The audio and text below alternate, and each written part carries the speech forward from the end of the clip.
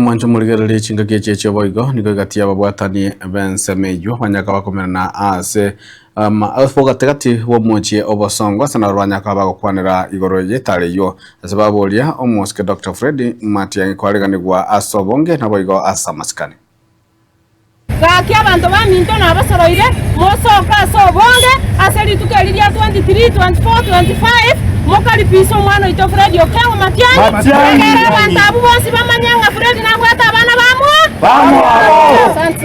Amen power! Papa!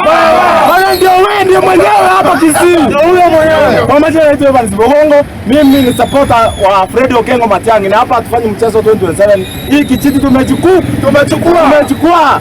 Tumesikia kuna fununu eti vijana wanajitokeza hiyo siku ya Monday kuja kufuruka mkutano ya Fred Okengo Matiang'i. Wataribu. Hapa si Kisii, hapa ni Kisii. Hapa si huko Western, hapa ni Kisii. Kwa hivyo na tunaomba vijana wewe wenye kuna vurugu mingi hapa Kisii. Kwa hivyo hiyo siku ikifika, please. Don't dare. Please. Mwelewe huyo ni kiongozi wa 2027. Fred Okengo Matiang'i. Sisi tunampenda. Hivyo. Mimi kitu ya kwanza nilikuwa nasema kuongea Matiang'i anakuja tarehe 23. Kama ya kwanza mimi nasema hivi. Mungu ndiye alimchagua Matiang'i kupitia kwa wananchi. Na kuna Chensi ndiye alisema Matiang'i ametosa Kenya hii kuongoza hii nchi. Na amekuwa amechaguliwa. Mambo yake amechaguliwa, amefanya waziri mbalimbali 3. Ya kwanza ni elimu, alinyorosa. Ya usalama akanyorosa. Ya 3 aliongezewa, angalia nchi ya Kenya na kaache. Mambo alimaliza.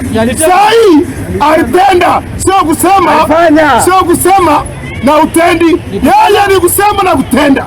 Chambeni wananchi mjitokeze. Mchawe kiongozi atufanyie kazi yetu ya wananchi wa Kenya. Yeye ni kiongozi, hakuna mwingine kama yeye. Harambe! Nanje nale ko tebaiga twasokire ritukoria lero tukaribisha omwana wito Matiang'i ngochare tusoka so bwinto bonge tomukaribisha nondo gatagete gocha ne frugu tuamukaniriga mapema